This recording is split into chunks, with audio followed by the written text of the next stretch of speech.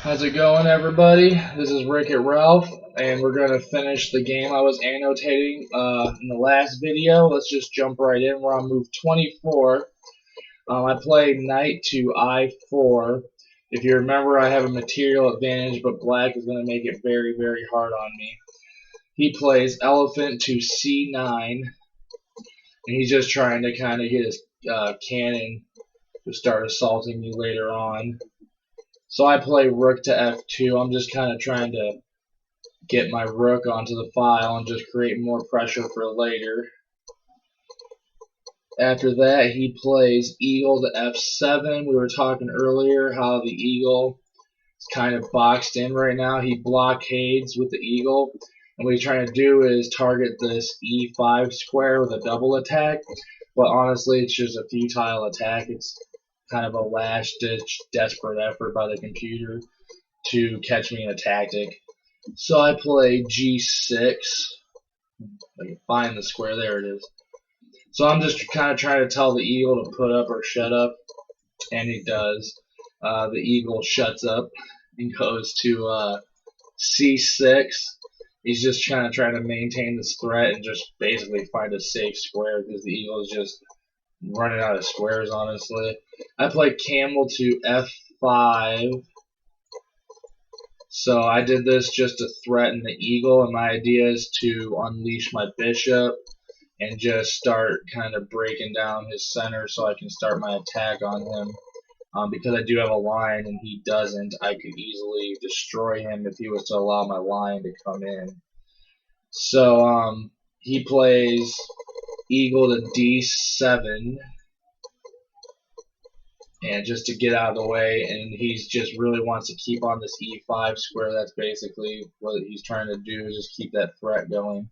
So I play a5. The reason I do this is to cover against this cannon so I can skewer, maybe x-ray is a better term, try to x-ray the queen. And I actually had an opportunity to sacrifice, but it looked kind of messy tactically, so I didn't do that. So after I played e5, he played elephant to d8. And he's just making it really hard on me. This is why I said the computer fights hard. He really wants to try to just take this pawn over. He's double attacking it. And I kind of have to answer this threat. So I did play e5. And I wasn't too worried about giving up a pawn because I would win two pieces in exchange for that pawn. And I'm giving up a lion, but since I already gave an eagle up for a lion, I'm kind of just getting a free camel out of the deal. So he plays c8. He's really just trying to push his pawn forward. I actually don't understand this move too much. I think it might have been a waiting move. So I play my bishop to a4.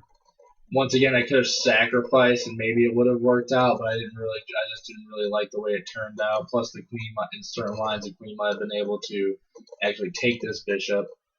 So he plays camel takes e5. So basically, there's just too much tension, and he's forced to relieve the tension because everything's just falling apart for him at this point.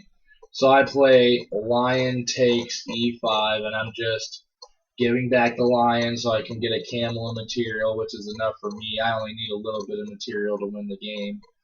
Don't need to be fancy. He plays eagle takes e5, and this also is going to promote more tactics for me later in the game, which is why I did it. So I play queen takes e5. We're on move 33. He plays queen takes f6. This is a good move by him because it kind of it x-rays my rook, so it kind of forces me to exchange.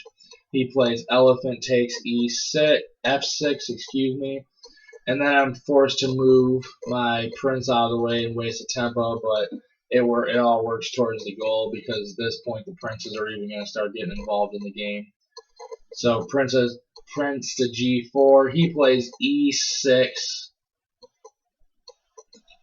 And I didn't agree with this move. It actually drops a piece, but I'm not exactly sure what he was thinking. Maybe he just wanted the pawn to have a last hurrah or something. So I play camel to e8.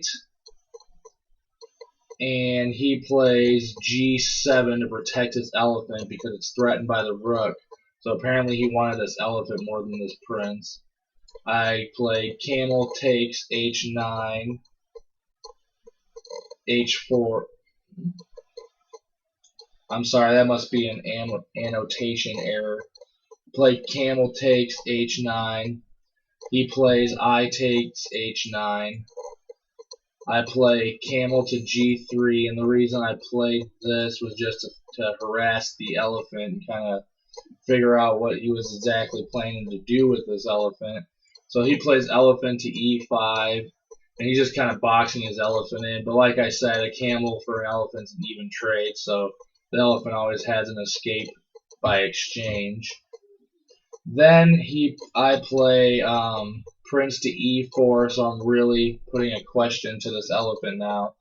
He plays rook B to F11. This is actually a sneaky move, and I almost fell for it. His idea was that if I just exchange and try to take this elephant, he'll just come down and check and just devastate my second rank. I couldn't allow this to happen.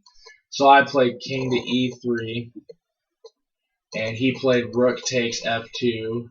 In hindsight, I realized I should have just taken and then played king to E3, but you know, hindsight's always 20/20, right?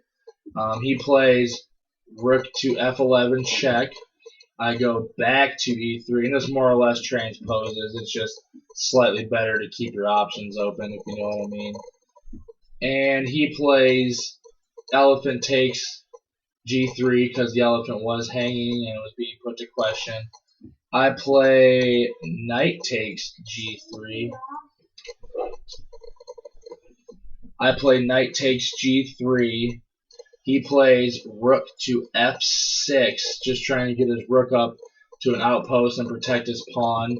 Not a horrible move, but at this point, like I said, it's starting to get futile now.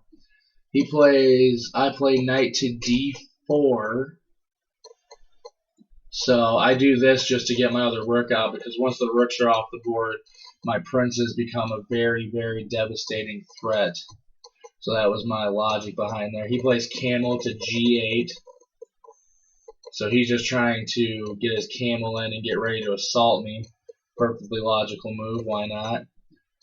I play rook to F2.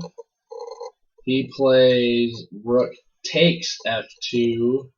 I play king takes F2, and he plays knight to F8, just trying to protect his pawn. Honestly, I would have given the pawn up because it would have allowed him tactically to have some better prospects, but you know, the computer can't always think that far ahead. I play elephant to C4, so I'm getting this elephant involved, and this is very important because I have a lot of light squared power, and the elephants are slow, so you want them involved as early as possible once you're getting towards the end game, that is. And then he played H7, so he just wants to break my pawns down. I'm actually happy to oblige, so I take on H7. He takes with his knight over here, and then I play prince to E5. I did this to prevent a fork and to create more pressure on this pawn. He plays cannon at A to F12. And at this point of the game, he just kind of starts harassing me with his cannon. I play my king over this way because this way would invite tactics. So that was my logic there.